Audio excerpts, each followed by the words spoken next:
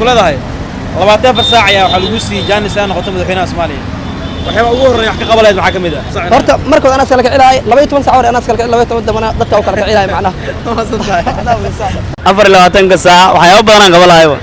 oo ay kamid yihiin dib u waajin ku sameeyay ciidamada qaarkood iskaaga dhagaayo qaarkood jidadka iska xiranayo madax wadada loo xiraan la markay 24 saac gudood 4 saac in badiyo ma hasan musiibis hallo 4 saac ma ku sameeyay kuwa dilla kuwa xir la kuwa xukumi laha biswa 24 saac aan si wareey u yeeshtina madaxweynaha noqdo 24 saac horta mulu bedeli kara wadankan laakiin falkeedu waxa gali lahaa maadaama isku arko qofkii bedeli lahaa ina sida ku soo laabalay ku fikir lahaa ina ku soo laabto orniyo passport jarla wa tahriib la saxo wax badan ayaa bedeli lahaa do'aleed waxa kamid ah waxay ahaan lahayd inaan dadka qaran dumiska ah dawladda dib ridka ku wada hantida qaran dhunsaday in dhamaantood maxkamad la waafajiyo la xiro dhamaantood horta markuu koowaad waxa sameeyay bajaajuna waa ka cancel la macalla xamar halkaas hordhaca daawteen waa qayb kale iyo barnaamijkeena galka dadweynaha iyo su'aasha maanta aad ay xiiso gaar ah lahayd shacabka Muqdishona si cajiib ah ay qaarkood uga jawaabayeen su'aasheena maanta waxay ahayd haddii 24 saac lagu siiyo Jaanis Sayna madaxweynaha ka noqdo Soomaaliya maxaa sameyn lahayd ana soo daawano shacabka Muqdisho iyo jawaabaha ay bixinayaan balse marka hore like share comment toban oo siiya barteena Facebook YouTube ka galka dadweynaha sidoo kale follow iyo like soo barteena Facebook ee galka dadweynaha daawasho wacan jawaabaha shacabka Muqdisho iyo su'aasha maanta inuu weydiin ku soo dhawow galka dadweynaha adoo magacaaga noogu bilaabay waan dhawahay ma sha Allah magacayga waa Nimca Maxamed nimcay soolan ku diinaa diyaar ma tahay diyaar ah su'aasha waxa kula dahay haddii lagu dhihi lahaa 24 saac oo Jaanis lagu siiyo inaan noqoto madaxweynaha Soomaaliya maxaa sameyn lahayd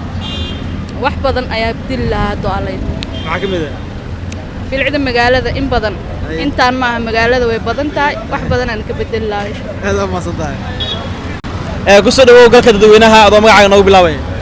magacayga Cabdiqaadir Umar Cabdullaahi Cabdiqaadir salan ku diinaa diyaar ma tahay diyaar waa su'aasha waxa kula dahay 24 saac ayaa lagu siiyay Jaanis ah inaad madaxweynaha ka noqoto Soomaaliya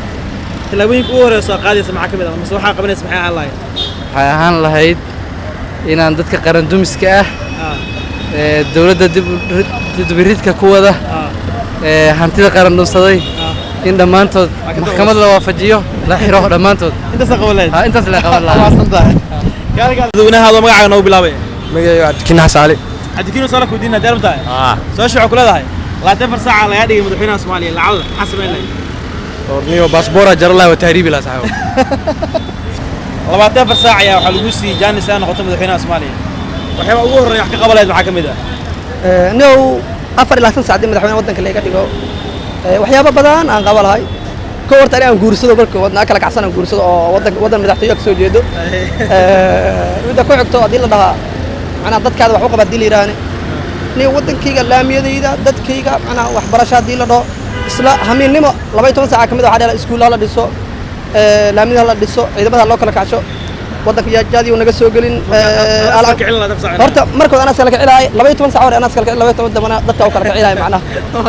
hada magacaaga noogu bilaabay magacay Maxamed Lira maxamed sala ku diinaa diyaar ma tahay aya su'aasha waxa kula dahay 24 saac laga dhigay madaxweynaha Soomaaliya maxaa sameyn lahayd 24 saac in badiyo ma hasan musiibis hallo 24 saac ma ku sameyn lahayd kuwa dilla kuwa xir la kuwa xukumi laha biswa kuna dillayd kuna xir lahayd saddex qayb laha ay waa dhamay laha ayaguna xukumi laha ayaguna xabsan ku guri laha ila Soomaalnimo aan saajiyay lima xukumi karo halas ku sameeyay adiga waasan tahay ma kor ku soo dhawow galka dadweynaha kanalkeena adoo magacaaga noogu bilaabay waa ku dhawaay galka dadweynaha ma sha Allah magacayga Maxamed Saciid Xuseen Allah maxamed sala ku diinaa diyaar ma tahay diyaar waa su'aasha waxa kula dahay haddii lagu sii 24 saacadood oo talada dalka gacanta lagu geliyo maxaa sameyn lahayd 24 saac aan si wareey u yeeshtina madaxweynaha noqdo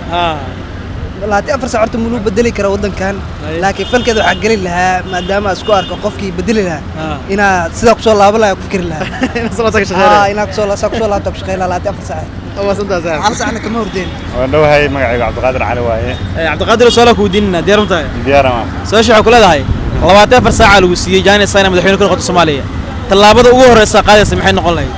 talaabada ugu horeyda oo qaadi lahaa waxa waaye dadka hadda madaxweyne isku sheega ahaan maxkamadda iyo xabsiga u taxaa kulli waa xiri lahayd kulli waa xirla maxaa kala qaban lahayd marka wallahi markaas dadka wixii maaragtay miskiinta u maceen lahaa inta miskiinta Allah subhanahu la dafsa xabsanaysta ya ha laata afarta saac aan ku soo hadli lahaano ama santaay ku soo dhawo galka dadweynaha adoo magacaaga noogu bilaabaya magacay waa cabdiciis maan faarax yaa cabdiciis soo ku diinna diyaar u tahay diyaar waa su'aashu waxa ku leedahay haddii jaanis lagu siin lahaa 24 saacadood talada dalka gacanta lagu gelin lahaa waxa ugu horeeya qabanaysa maxay noqon lahayd waxaa wax ka bedeli lahaa isku socodka oo aad ugu dhibatoonay maadaama aan arday aan ahay bajaajadan oo tirada badan oo magaalada lagu soo wadana wax badan baan ka bedeli lahay wadooyinka furan oo xiran waan furi lahay wadooyinka xiran 4 saac ala Soomaaliyeed 24 saac waxyaabo badan aan qaban lahay oo ay ka mid yihiin dib u waajin ku sameyn lahay ciidamada qaarkood iskaaga dhagaayo qaarkood jidadka iska xiranayo madax wadada loo xiran la markay 24 saac gudood wadada kuluga leedahay anaa bilaabi lahay ama sada saaxib ku soo dhawo galka dadweynaha adoo magacaaga noogu bilaabaya magacay waa maxamed cali maxamed soo ku diinna diyaar u tahay su'aashu waxa ku leedahay haddii lagu dhihi lahaa ama lagu siiyo 24 saacadood oo laga dhigo madaxweynaha dalka ama talada dalka lagu dhiibo maxaa sameyn lahayd 24 saac gudood tayada ciidanka kor u sii qaadi lahaa ma santaay ma kor ku soo dhawo galka dadweynaha adoo magacaaga noogu bilaabaya walaal aad baa u mahadsan tahay waa ku dhawaa galka dadweynaha ugu horreyn magacaygu cabdicashaan cusmaan sidoo soo ku diinna diyaar u tahay ay weydii walaal su'aashu waxa ku leedahay 24 saac jaanis lagu siiyo inaad madaxweyne ka noqoto Soomaaliya maxaa sameyn lahayd muddo sarta haysto horta walaal aad baa u mahadsan tahay runaantii markuu la yiraahdo madaxweynaha horta mas'uuliyad weyn oo ku saaran laakiin aniga ugu horreyn waxaan qaban lahaa waxa kamid ah yani horta dalka hagaajintiisa ka bilaabi lahaa 24 saac gudahooda wax wali musuqmaasuq wadana waxa waaye qodha ka wada jiri lahaa kullu xir lahayd ma santahay hayay ku soo dhawo galka dadweynaha oo magacaaga noogu bilaabaya magacaygu waa Shaafic Abdullah Usmaan Shaafici soo ku diinna diyaar u tahay su'aashu waxa ku leedahay 24 saac jaanis lagu siiyo noqoto madaxweynaha Soomaaliya talaabo nooc qaadi lahayd horta markuu koowaad waxa sameeyay lahaa bajaajuna waa ka cancel la macalla xamar ay halkaas sameeyay halkaas sameeyay halkaas sameeyay halkaas leeyahay ama sada saaxib